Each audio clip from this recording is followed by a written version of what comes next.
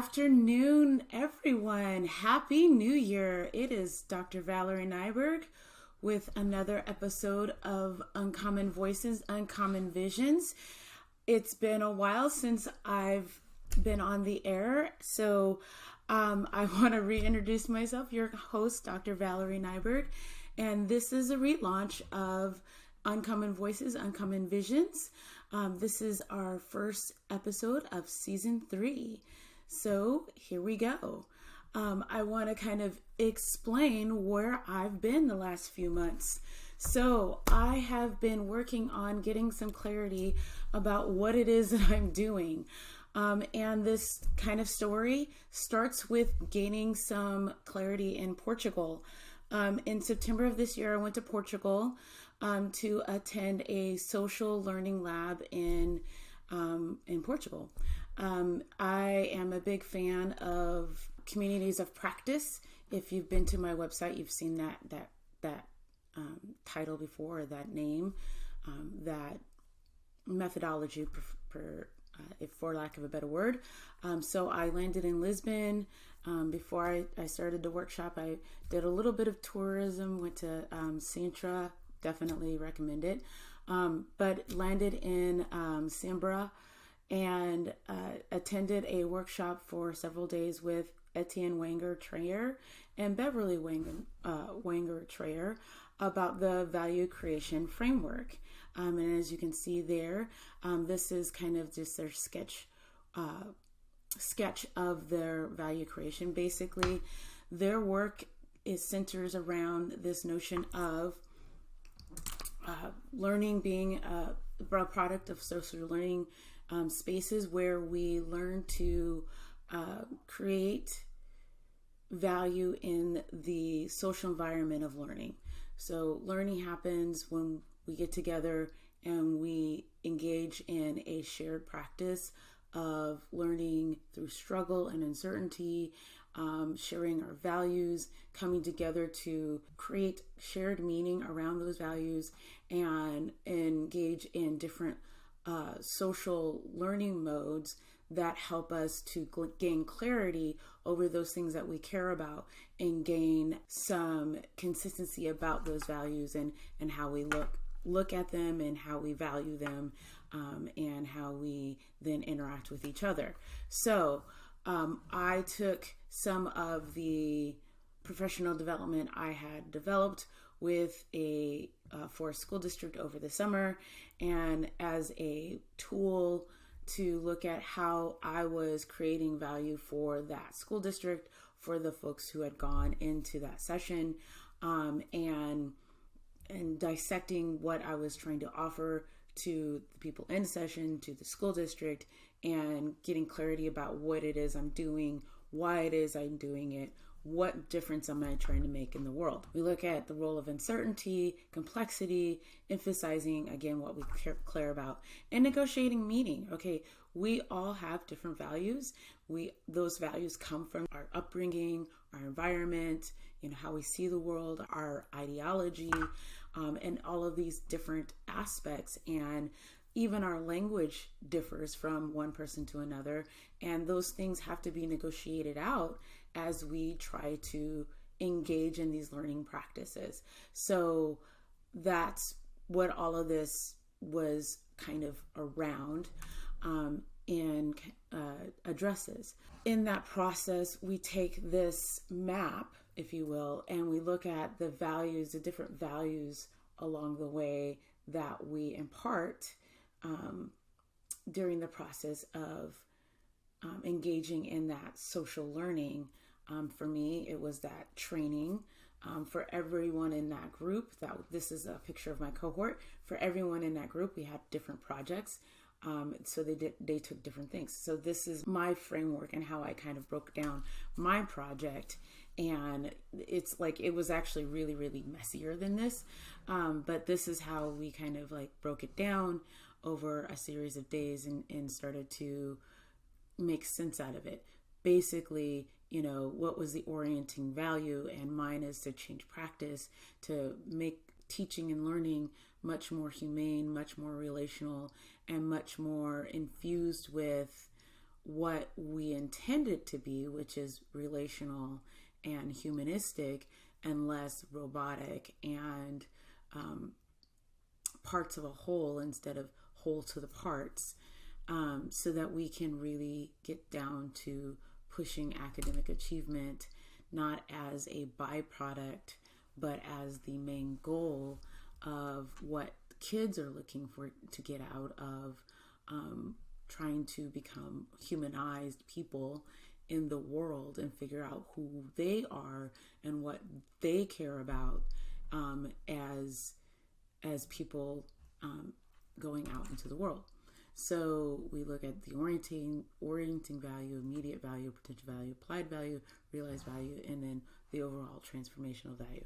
I'm not going to go too much into that, but basically it was a 3-day workshop of really digging into what it is I'm trying to do, how it is I'm trying to get there, how do I take these things that are fairly intangible, fairly academic, and really dig into ways of measuring them in a realistic way by the ways that I set up the learning, the questions that I ask my participants during their learning, the tasks that I have them do and engage in during the learning, and the evidence that I collect during that process, and then the follow-ups I do during and after that process, immediately after, and then follow up maybe 2 months or 3 months or 6 months after that to find out what difference it made.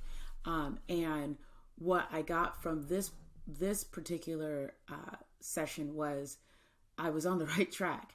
I came in feeling very messy and uncertain and unclear, and left feeling, no, I actually, even though I created that session without even understanding or knowing about their framework, because I am wedded to communities of practice, because I am wedded to agency, because I am wedded to authenticity, because I am wedded to social learning, those were things I naturally infused into my session without even intentionally trying to. Some of the feedback I already had gathered from my participants, I could already put into the framework to demonstrate immediate value and potential value and realized value without organizing it intentionally that way.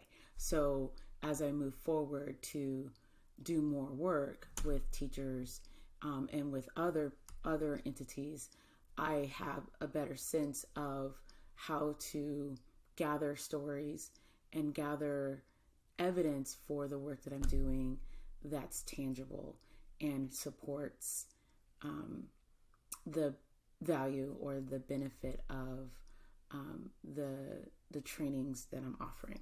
So that also led me into, actually when I went to Portugal, I was already accepted and had already started this program called Roseville Rising, which is a small business program.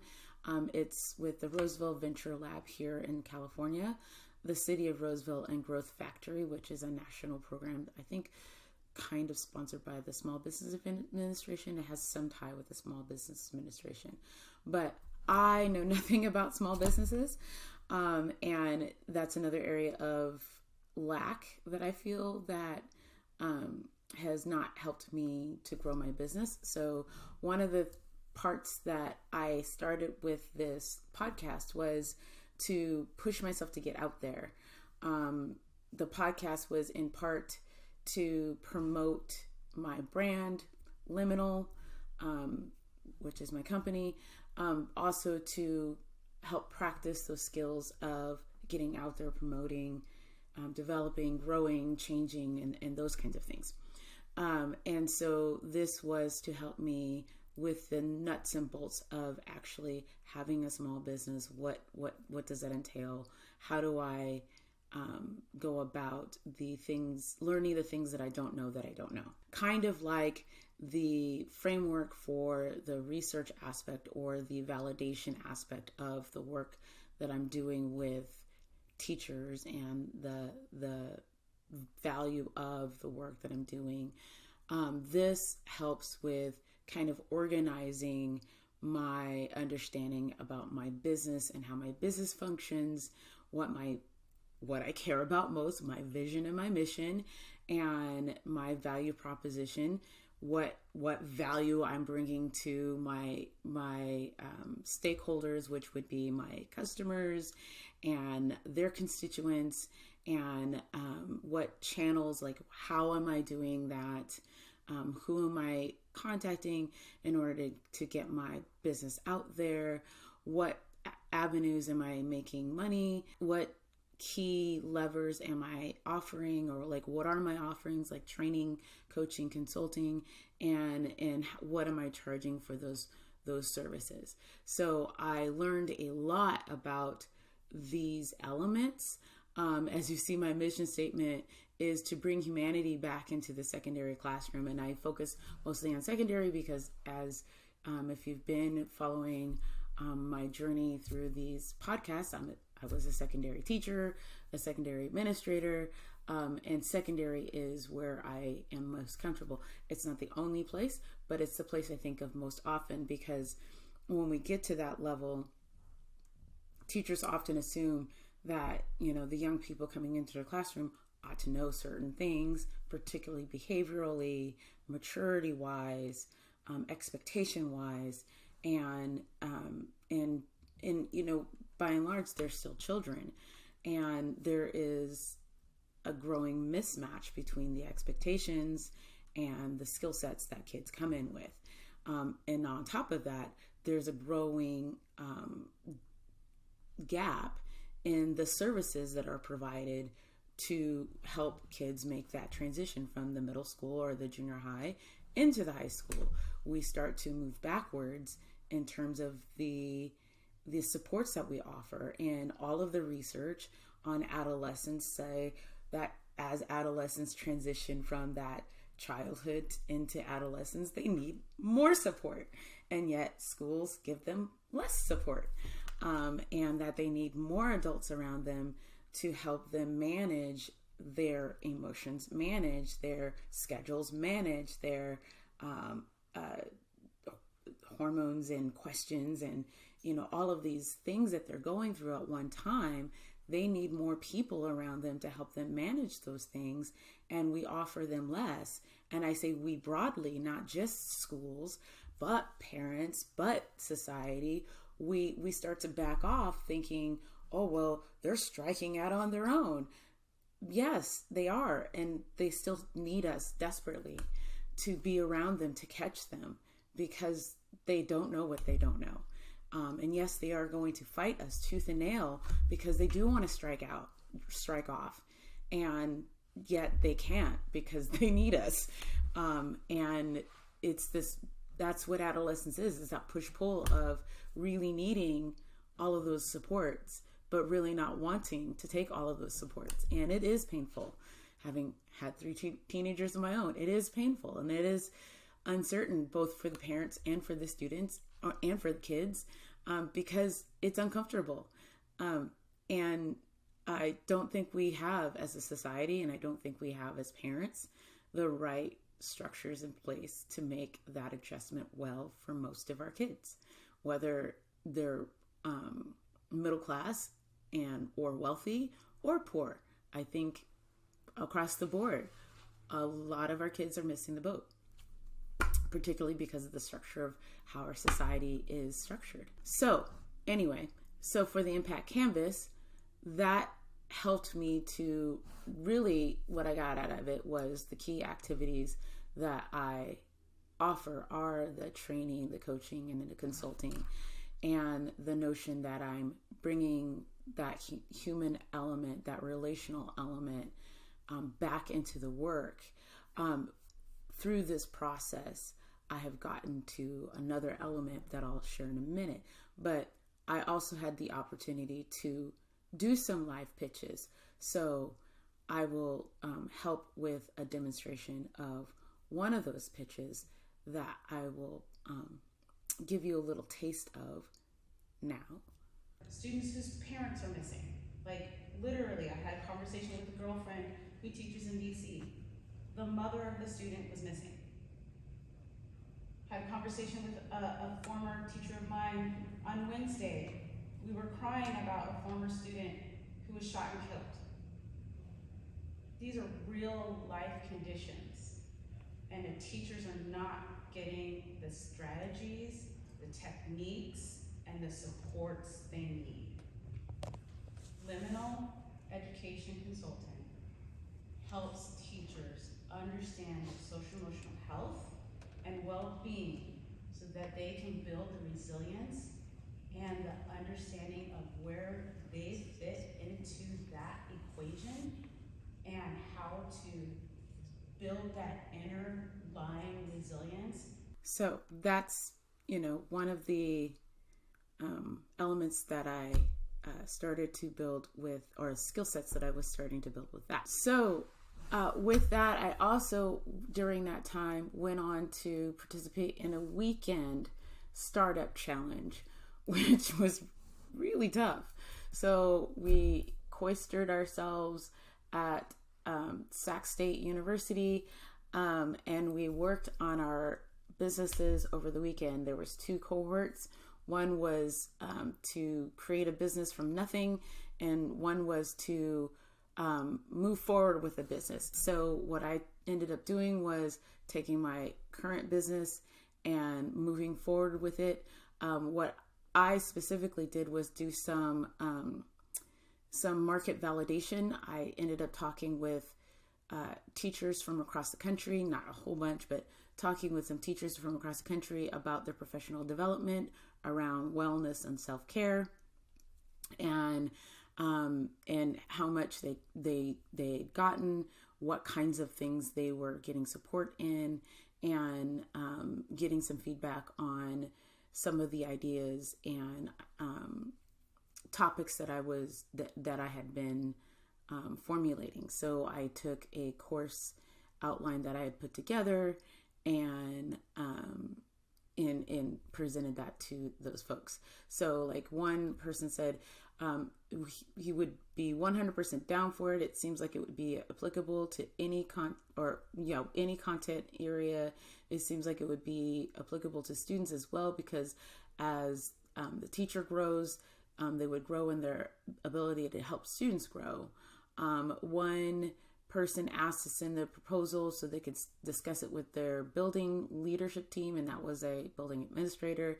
And 2 expressed interest in paying $50 to take the course for an hour or 2 length. So that I felt was a victory in terms of the weekend that I had spent on it. I also had plans to do some testing after the weekend and to do some outreach and marketing after the weekend. And this is part of a small part, because I didn't actually get through my whole pitch for the pitch that I had put together for that. I started with my network of people I knew and asked anybody here and anybody else to connect me with people they knew who were in teaching.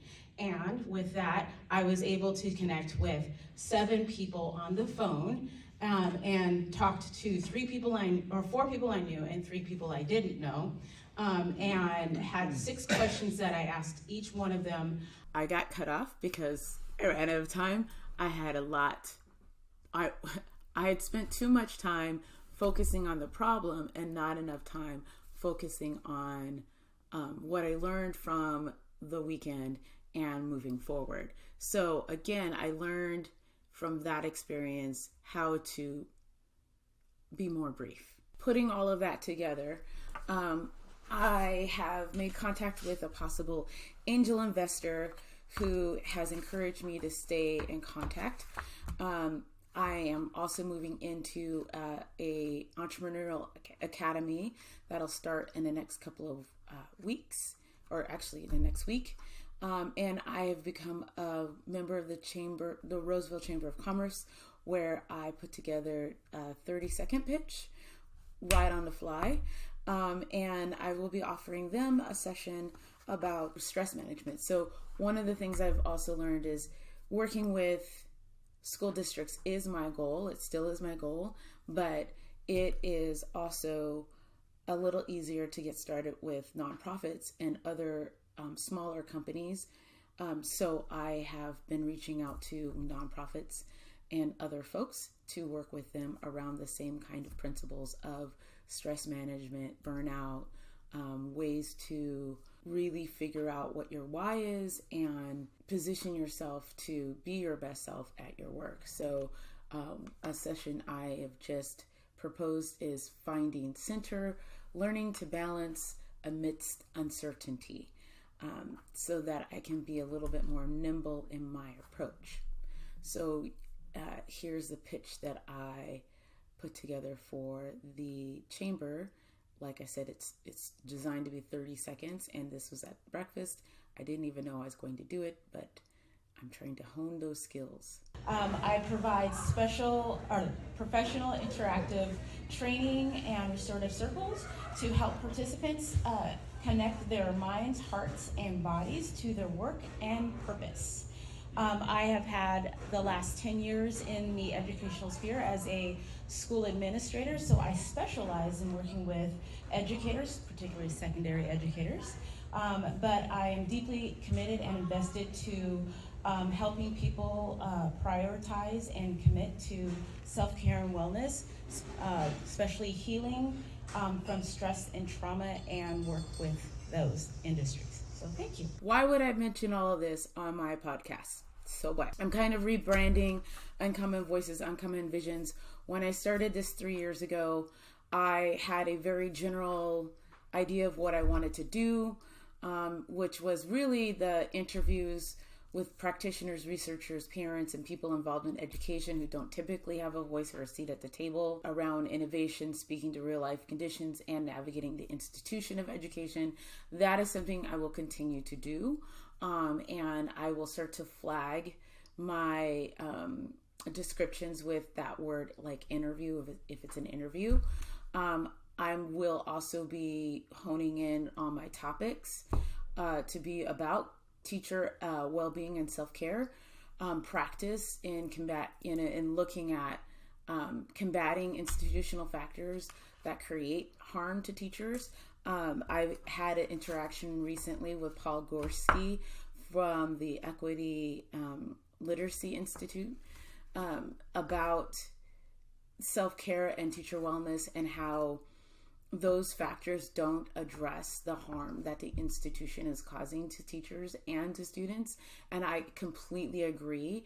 I believe that what the work that I am trying to do does give teachers that agency and that authenticity to show up as who they are and be really secure in that and the work that they're doing, that they're not just doing it to go, oh, I feel better about who I am, the work that they're doing, and ignoring the conditions in which they're doing that work. I believe that the work that I am fighting to do is giving them a means to create that social learning environment and that community of practice that says no. Asking teachers to work 40, 50, 60 hours during the week and take home homework and be all things to all people at all times is not tenable. To have 30 students in a classroom, each with their own needs, and to ask one teacher to be able to service every single one of those needs to perfection is not tenable. And to not be able and not provide them with the supports, the training, and the time and they need to do that, the recuperative time that they need to do that, is untenable. Those things are untenable about the institution of teaching and learning right now. We're asking too much of our teachers. And we can't continue to ask too much of our teachers because otherwise we won't have them. And that's not okay. So I agree with Paul in terms of the institution is munching on our teachers, and our teachers are in turn munching on our students. And our students who are the most vulnerable, our students of color, our brown and black students, our students with disabilities, our students who are poor, our students who are English language learners, our students, who desperately need that space to be able to become, to be able to live the American dream, to be in this exceptional country, and to be of it, and to realize the dream of it, are those folks who need that public educational space to do that. And we're short shrifting them because we're not investing in the people, the spaces, the ways and the means to provide for them to become. So I plan to make those topics very consciously about those institutional factors as well, not just about, meditation, or just about understanding what your own triggers are, or understanding what your own limiting beliefs are that perpetuate in the classroom, but also understanding what the limiting beliefs of our institution that are baked in, that then rebound on our teachers as well. And last but not least, other projects. I am also doing my own homework, self-work. I am a product of this system. I am a product of this country. I'm a product of all of these things. I have my own massive body of trauma that I am trying to work through, learn through, change through. So I continue on top of all of these other things to educate myself, to exercise my own learning from the inside out. So I've been to the Embodied Transformation for Changemakers in November, and I'm taking a class with Stacey Haynes about the politics of trauma, currently ongoing. And just before Christmas, I went to Esalen to do a going within retreat to kind of work on those things myself. And those are things that I will be doing some topical explorations or personal vlogs about.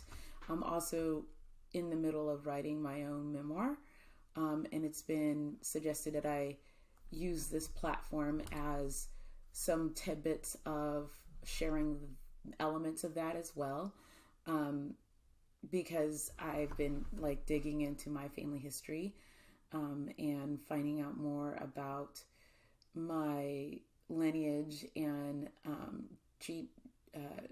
genealogy. So